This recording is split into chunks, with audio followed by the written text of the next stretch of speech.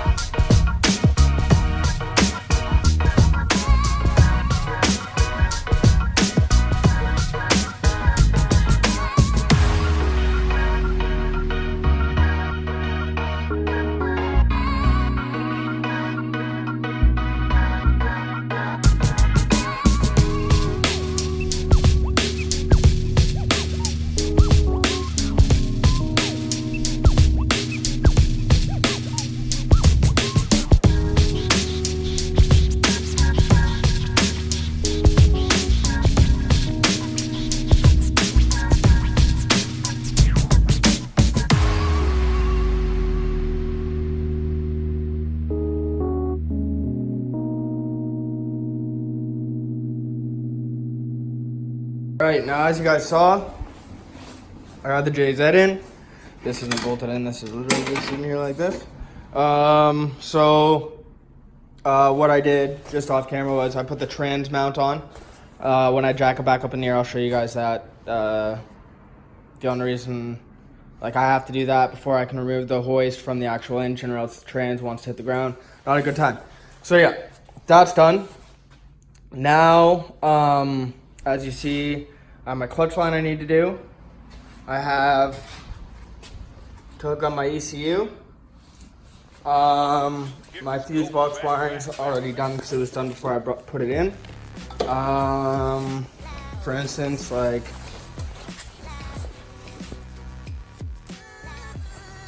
headlights work.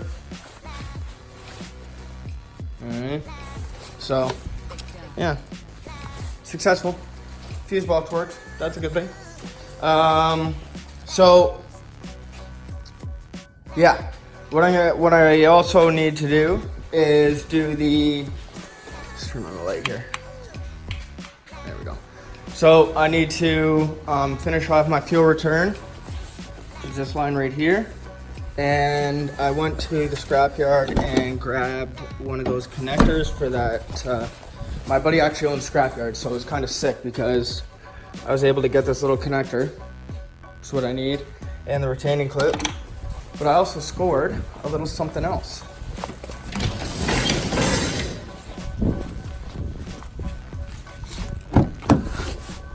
Which is a new black back seat, so I'm excited for that. It's not going in for a bit, but I'm excited for it. So I also need to, I'm just filling up the trans, topping up the trans. I need to fill this with some oil. Okay, I got my power steering line on, and I'm about to explain this whole situation right now. This line is gonna have to get bent a little bit more for it to work. And then you're gonna need a reservoir. I actually went to the scrapyard yesterday, and I got this reservoir out of a Honda Odyssey. Okay, so I blocked that one side off. I then tapped in for an AN10 fitting on the bottom. I then epoxied it and siliconed it, which is why it looks like that. So this is going to temporarily sit right down in here like this. And the line right here is the return to the rack. And then this AN10 line right here, or fitting, sorry, that goes to this braided line right here like this, goes to my power steering pump. So that's how you do the power steering pump. That's pretty easy. The fuel feed down there literally bolts up, no modification required at all whatsoever. So yeah, it's just a power steering that's a little bit of a modification. What I might do later is take the GE power steering pump, tap an AN10 into it because it's black and it's metal, or yeah. But that's gonna do it for the meantime, long story short. So, I'm gonna get some oil in this so that I can crank it over, just to crank it, make sure that the starter and all the other stuff on the fuse box is working. So yeah, I'm gonna get that going. And the other thing is just my coolant lines. But yeah guys, just in there, she look pretty damn good. So let's get going.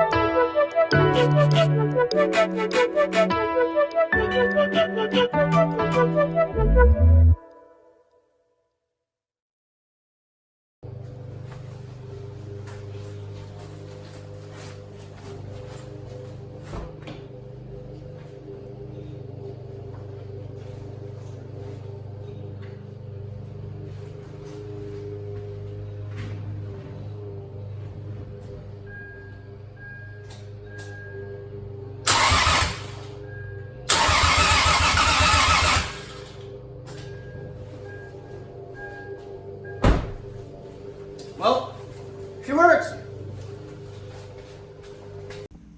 Alright, so as you guys saw, she cranks over. And the fuse box that I created works. Headlights work, starter works, all that shit works. Literally the only thing I need to do before first start is get a base map from ECU Master, load that onto the actual ECU, and then fire it up. And just finish off those coil pack connectors, because for some reason I just keep on relentlessly putting it off. So I need to get that done. So in the next video, first start, 100%. Thanks for watching, guys. Have a great day.